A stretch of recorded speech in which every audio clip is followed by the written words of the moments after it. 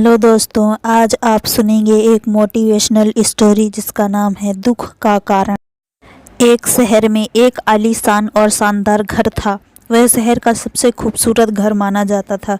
लोग उसे देखते तो तारीफ किए बिना नहीं रह पाते।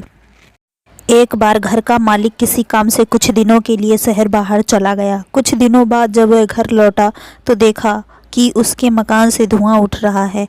करीब करीब जाने पर उसे घर से आग की लपटें उठती हुई दिखाई पड़ी। उसका खूबसूरत घर जल रहा था। वहाँ तमाशबीनों की भीड़ जमा थी जो उस घर के जलने का तमाशा देख रही थी।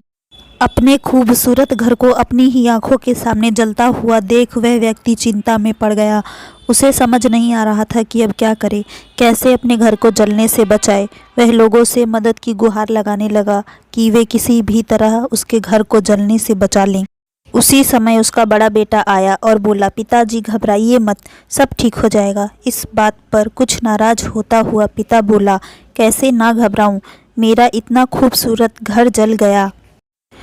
बेटे ने उत्तर दिया, पिताजी माफ़ कीजिएगा, एक बात मैं आपको अब तक बता नहीं पाया था। कुछ दिनों पहले मुझे इस घर के लिए एक बहुत बढ़िया खरीदार मिला था। उसने मेरे सामने मकान की कीमत की 3 गुनी रकम का प्रस्ताव रखा। सौदा इतना अच्छा था कि मैं इनकार नहीं कर पाया और मैंने आपको बिना बताए सौदा तय कर लिया। ये सुनकर पिता की जान में जान आई। उसने राहत की सांस ली और आराम से यूं ही खड़ा हो गया जैसे सब कुछ ठीक हो गया हो। अब वह भी अन्य लोगों की तरह तमाशबीन बनकर उस घर को जलते हुए देखने लगा। तभी उसका दूसरा बेटा आया और बोला, पिताजी हमारा घर जल रहा है और आप हैं कि बड़े आराम से खड़े होकर इसे जलता हुआ देख रहे हैं, आप कुछ करते क्यों नहीं? बेटा, चिंता की बात नहीं है, तुम्हारे बड़े भाई ने ये घर बहुत अच्छे दाम पर बेच दिया है। अब ये हमारा नहीं रहा, इसीलिए अब कोई फर्क नहीं पड़ता। पिता बोला, पिताजी भैया ने सौदा तो कर दिया था लेकिन अब तक सौदा पक्का नहीं हुआ है। अभी हमें पैसे भी नहीं मिले हैं। अब बताइए इस जलते हुए घर के लिए कौन पैसे देगा? यह सुनकर पिता फिर से चिंतित हो गया और सोचने लगा कि कैसे आग की लपटों पर काबू पाया जाए। वह फिर से पास खड़े लोगों से मदद की गुहार लगाने लगा। तभी उसका तीसरा बेटा आया और बोला, पिताजी घबराने की सच में कोई बात नहीं है। मैं अभी उस आदमी से मिलकर आ रहा हूँ जिससे बड़े भाई ने मकान का सौदा किया था। उसने कहा है कि मैं अपनी जुबान का पक्का हूँ। मेरे आदर्श कहते हैं कि चाहे जो भी हो जाए अपनी जुबान पर कायम रहना चाहिए। इसीलिए चाहे जो हो जाए, जुबान दी है तो घर जरूर लूँगा और उसके पैसे भी दूँगा।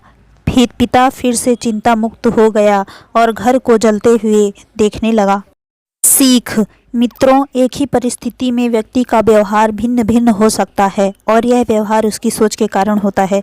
उदाहरण के लिए जलते हुए घर के मालिक को ही लीजिए। घर तो वही था जो जल रहा था, लेकिन उसके मालिक की सोच में कई बार परिवर्तन आया और उस सोच के साथ उसका व्यवहार भी बदलता गया।